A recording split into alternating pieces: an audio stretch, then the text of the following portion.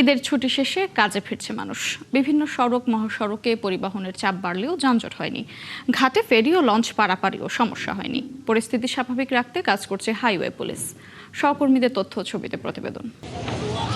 মঙ্গলবার সকালেও কাজে ফেরা মানুষের চাপ ছিল রাজবাড়ীর দৌলতদিয়া ফেরি এবং লঞ্চ ঘাটে।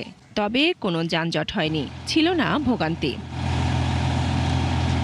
দৌলতদিয়া ঘাট কর্তৃপক্ষ জানায় ১৭টি ফেরি ও ২০টি লঞ্চ দিয়ে যাত্রী পারাপার হচ্ছে। রাজবাড়ীর দৌলতদিয়া ঘাট থেকে নদী পার হয়ে পাটুরিয়া আসা যাত্রীরা সহজেই বাসে চড়ে গন্তব্যে চলে যান। রাস্তায় এবং লঞ্চ পারাপারে ভোগান্তি না থাকায় স্বস্তি প্রকাশ করলেও বাড়তি ভাড়া নেওয়ার অভিযোগ করেন যাত্রীরা। আলহামদুলিল্লাহ, ঈদ অনেক সুন্দর কাটছে এবং আমরা যে পথে বের হয়েছি পথে কোনো ভোগান্তি নাই, না বাসে না লঞ্চে। ভাড়া বেশি নেয় নাই, ভাড়া ঠিক আছে।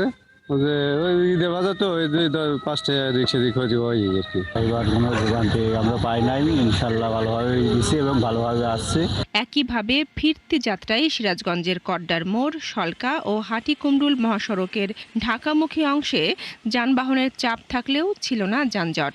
ঘণ্টার পর ঘণ্টা আটকে না থাকায় স্বস্তি ও স্বাভাবিক গতিতেই গন্তব্যে পৌঁছাচ্ছেন যাত্রীরা। তবে এই সড়কেও ছিল অতিরিক্ত ভাড়া আদায়ের অভিযোগ। ঢাকা টাঙ্গাইল মহাসড়কের ৬৫ কিলোমিটার এলাকায় যাত্রী ওঠানামা করা ছাড়া আর কোথাও যানবাহন থেমে থাকতে দেখা যায়নি।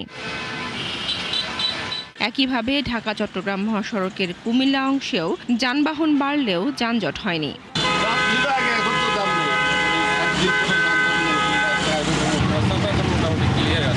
মহাসড়কের গুরুত্বপূর্ণ পয়েন্টে যাত্রী ওঠানামা, গাড়ি পার্কিং এবং অবৈধ যানবাহন চলাচল নিয়ন্ত্রণে কাজ করছে পুলিশ ও হাইওয়ে পুলিশ।